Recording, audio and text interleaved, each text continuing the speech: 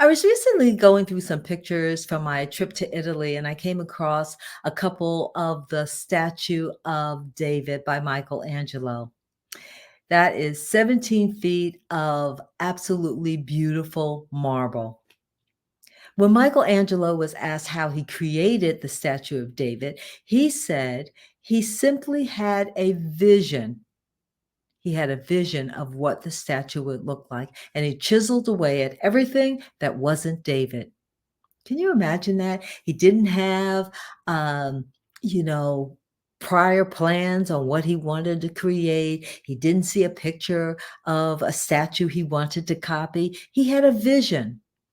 He had a vision of what the statue would look like, and he simply chiseled away at everything that wasn't David.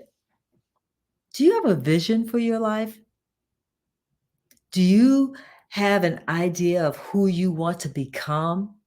How you want to present yourself to the world? And what do you need to chisel away at in order to become that person? Now, before we get into today's episode, I want to welcome all of the viewers who are joining me. Thank you for joining the channel. I appreciate your support.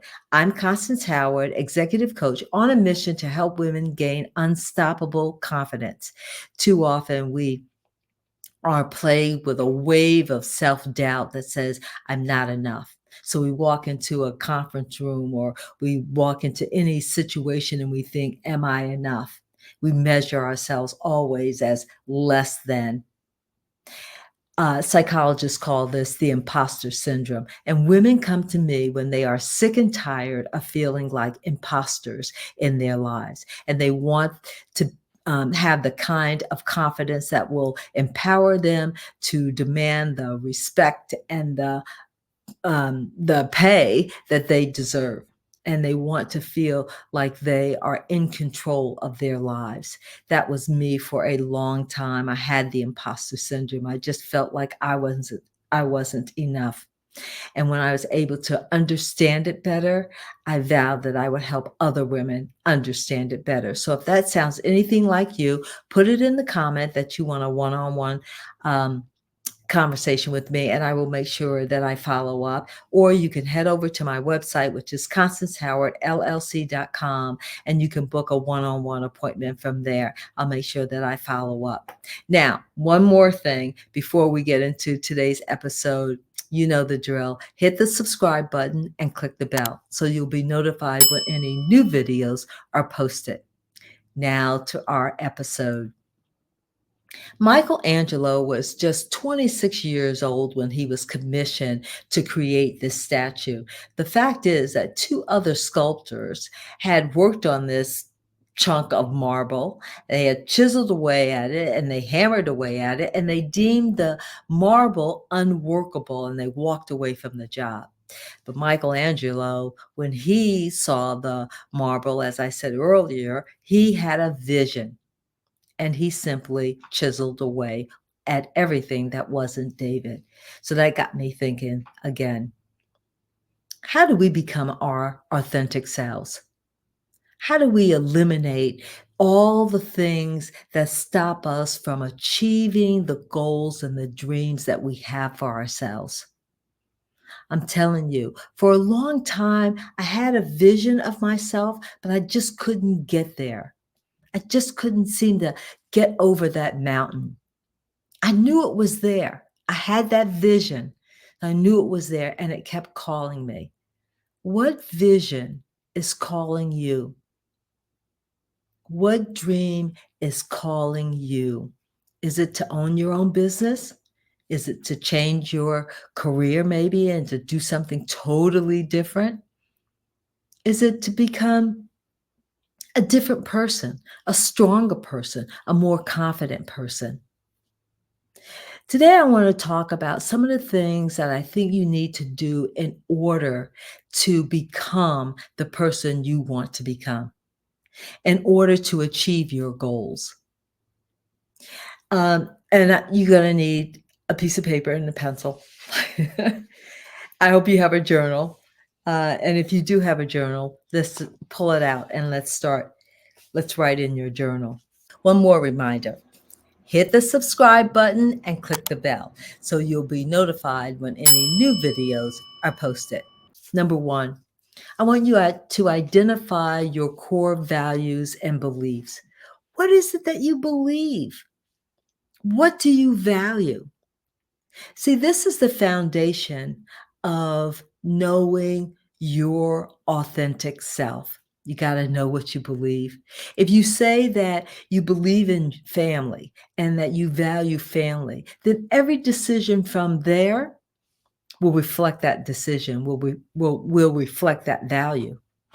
If you say that you value your career, well, then every decision after that will reflect what you value. So you got to know. And too often, especially as women, we don't really know what our core values are and our beliefs. It kind of get muddled along the way. We're so used to being the caregivers. We take care of everybody else in our families, and we take care of our friends, and we make sure everybody else is comfortable and they have what they need. And somewhere along the way, we forget about ourselves. That was me. As many of you know, I spent nearly 40 years in TV news. It consumed me. And don't get me wrong, I absolutely loved it. I loved my career, and everything came second to my career until it was just unattainable. That lifestyle was just not sustainable anymore. And my values and my beliefs and all of that changed. They shifted as I got older. So I want you to spend some time. Spend some time in your journal, and that's why I wanted you to have your journal handy. I want you to spend some time putting in your journal what your core values are and your core beliefs and why. And then I want you to, reflect on it. Does your lifestyle reflect those core values? Does your day-to-day behaviors reflect that? Again, if you say you're a family person, does your lifestyle reflect that? Do you spend time with your family? Do you nurture your family? Same thing with your career. And one answer is not better than another. There are no right or wrong answers. This is how you feel. These are your beliefs and your values. And they should reflect what you really believe inside. What makes you happy? What, what lights you up? I know you probably hear that all the time, but so often again, we get consumed by what other people like and what they want to do, and we don't really know what we like to do. So I want you to spend some time, thinking about it, paying attention to what it is that makes you happy. Pay attention to when you feel like, wow, this is me. Pay attention to those moments and jot them down. See, this first part is not an easy part, and it's not a quick part. You will spend some time writing down your core values and your beliefs. And you'll, hopefully, once you get something on paper, I want you to walk away and reflect on it, and then come back and ask yourself, is this really how I feel? Or did this change? Write down any changes, write down any tweaks. This part is so important because, again, it is the foundation on which you are going to build your authentic selves. So spend some time doing this. Then I want you to change the way you think and talk to yourself. Psychologists say that we have upwards of 50,000 thoughts a day. There's a lot of thoughts. Don't hold me to that number because I've seen it go lower and higher. The point is, you have thousands of thoughts every day. Here are the numbers I want you to really think about. Psychologists say that 90% of your thoughts are usually negative. They're negative thoughts, and they're usually negative against yourself. And of those thoughts that are negative against you, they're the same thoughts we thought yesterday and the day before and the day before. It's a loop. It's a loop that goes around and around. And we believe the things that we think. We believe the thoughts as if they're facts. They're not facts. And so you have to examine, what exactly are you saying to yourself? What are you thinking about yourself? Are you thinking that you are powerful? Are you thinking that you are the masterpiece that is you? Or are you thinking that you're less than? So you have to take time to really examine your thoughts. There are so many limiting beliefs that we have about ourselves that we simply accept. And we accept them to be facts, and they're usually not facts. I got to tell you, for a long time, I thought I was a poor writer, and I was in TV news. That's the crazy part about it. Your limiting beliefs don't have to be realistic. They don't have to be, believable to outsiders. They have to be the thoughts that you believe. That's what's important, is that you believe them. And for a long time, I believed I was a poor writer. And I had a whole list of reasons I thought supported the idea that I was a poor writer. And then one day I did this exercise that I give a lot of my clients. I have them list the limiting belief. I have them then list what the supporting evidence is. And then I have them list what really is actually happening in their lives. And I want you to try that. List your limiting belief. So for me, it was that I was a poor writer. My supporting evidence was that I had to start and stop copy, and I couldn't just sit down and just type it up and, it was good to go. I had to, I had one or two drafts, three or four drafts. And, and so that to me was a signal that I wasn't a good writer. But the fact of the matter is, right, that third column, what is the fact? The fact is that a lot of people have second and third drafts. People who write books have second and third drafts. They have copy editors that have them tweak things. That's not an indication that you're not a poor writer, that you're a poor writer. I had to face that. I won awards for my writing and for the things I put together. So the evidence, the true evidence, did not support my limiting belief. And I think if you list your limiting beliefs and the evidence that you use against yourself, and then what actually is happening in your life, you'll see that that limiting belief is a lie. So you've got to clear out that gunk. You've got to get rid of those limiting beliefs. You have to realize that you've been telling yourself a lie over and over and over again. And you have to replace those negative thoughts with positive thoughts. Affirmations that say, I am strong, I am confident, I am whatever it is. Use those affirmations to help you create your authentic self and help you seal the feeling of you inside of you. Whatever it is, whatever it is. I also want you to push your boundaries. What do I mean by that? I want you to explore other opportunities and people and places. When you step out of your comfort zone, push those boundaries, right? You open up your mind to other possibilities, other opportunities. And it's through those opportunities and other people and other ideas that you think that you expand your idea of who you are and what is possible for you. Push those boundaries. Reject the box that people put you in. Don't let anybody put you in a box.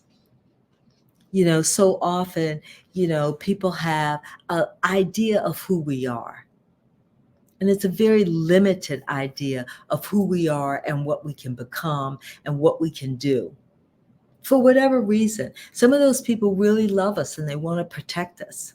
A lot of times we do it to ourselves. We put ourselves in a box and we say, oh, we're too old to do this, or, I really can't do that because that's not really what I do. When really, we don't know. We've never pushed the boundaries. We've never explored outside of our comfort zone. That's all part of becoming the strong, empowered person that you want to become.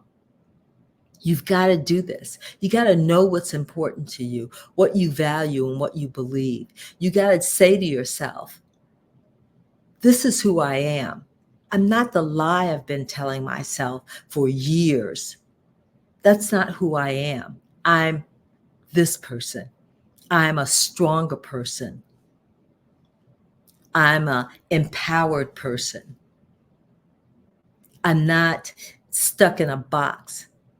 I'm not afraid to explore different things. I'm not afraid to have my beliefs and values challenged because I know who I am and what I believe. Here's another thing that often stops us from becoming our authentic selves is that we don't want to embrace our imperfections. We see them as embarrassment when you really shouldn't. Your your imperfections, your quirkiness, right? That makes you who you are. That makes you special. And you should embrace them. There are a lot of things in my life that I think, ooh, I don't want anybody to know about it. I don't want anybody to see. But it's all part of me. So why not? I'm proud of me. And all of those imperfections and all of those, things that I want to hide, they make me special. They make me different from everybody else. And we're always going to have something that we think, ooh, is not the best, right? We got to embrace that. We got to embrace that and be proud of it. Here's a thing that I always talk about. If you check out some of my other episodes on YouTube, you'll see that I've talked about your inner circle. Who is in your inner circle? The people who are around you, who have your ear. The people who are around you, when they say something, you listen to. When you want to be part of that group, they're part of your group. You hang with them all the time. Who is in that inner group? Too often, anybody and everybody is part of our inner group, and it can't be like that. When you are on the journey to becoming, you have to make sure that the people around you are the people who support you, the people who will push you to do better and be better, the people who have your best interest at heart. These are the folks who are not going to put you in a box. These are the folks who are going to encourage you to step out of your comfort zone. You have to have those people around you. Psychologists say that your inner circle, and I'm just talking about 4 or 5 people, we're not talking about a huge number of people. We're talking about 4 or 5 people, can dictate a majority of your success. They either push you to go further or they hold you back. They tell you you can't. And you want an inner circle who will be the kind of people who will not just support you, but will also open up their Rolodex when you need a name of someone who could help you. They'll kick you in the butt when you are dragging, when you're sitting there going, having a pity party. They'll wipe your tears and tell you to get back to work. Check out who's in your inner circle and why. I have this exercise that I have my clients do, and that is to list everybody who they say is in their inner circle. And then right next to the name, list why. What do they bring to the table? I know that sounds kind of harsh, but You have to realize that, as my mom would say, who you hang with is going to dictate who you become. You got to know who those folks are. You got to be able to identify the best team around you. And then, you know what? You have to be a good teammate for somebody else. You got to be the kind of person when you look over and you see your friend is dragging, or you see your friend is not going for the big promotion or demanding the pay raise because they're afraid. You got to call them out on that. And you have to have that circle, that kind of circle around you who are going to push you to do better, be better. And then you have to give yourself compassion. Every day is not going to be a good day. Trust and believe me on that one. Every day is not a good day. Some days, everything is just popping and it's happening, and I'm getting calls from here and I'm getting calls from there to do this and to do that. And then other days I'm like, is this phone working? Right? But that's just life, right? Life be lifing. And you got to give yourself grace, and you got to say it's okay. You have to give yourself grace and compassion. And if you stumble, it's okay. Failure is not the end of the world. Failure is a lesson. That's what Nelson Mandela said. He said, I never fail. I either win or I learn. And that's how you got to look at failure, as a learning exercise, not the end of the world. Becoming the real you is a courageous journey. It's not for the weak at heart. Like I said, you'll have ups and downs, but you got to keep going. And at the end of the rainbow, right, as you are becoming, because it's always going to change. You're always on this journey of becoming. But you're going to find that you're going to live life on your own terms. And you're never going to shrink back to the image that other people have of you. That's why all of this is so important. You got to know who you are, what your values and beliefs are.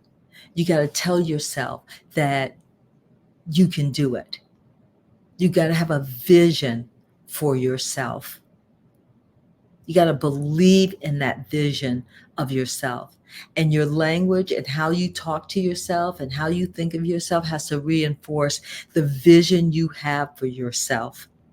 And you got to have a good circle of people around you who are going to support you no matter what.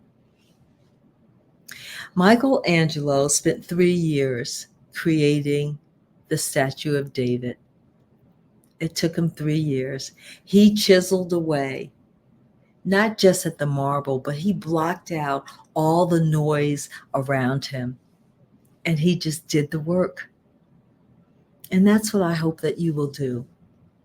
Block out the noise around you. Block out that negative voice inside you and chisel away at everything that is not the authentic you. And just like Michelangelo, you're going to come up with a masterpiece. And it will be the masterpiece that is you. Now, comment below on what resonated with you. And if you have any questions, put them in the comments below, and I will make sure that I follow up with you. Again, another reminder, if you want to set up a one-on-one conversation with me, put it in the chat, put it in the comment section, and I will make sure I follow up with you. Also, you can head over to my website, ConstanceHowardLLC.com, and you can book an appointment from there as well. And please hit the subscribe button and click the bell so you'll be notified when any new videos are posted. Thanks so much for watching, and I'll see you next time.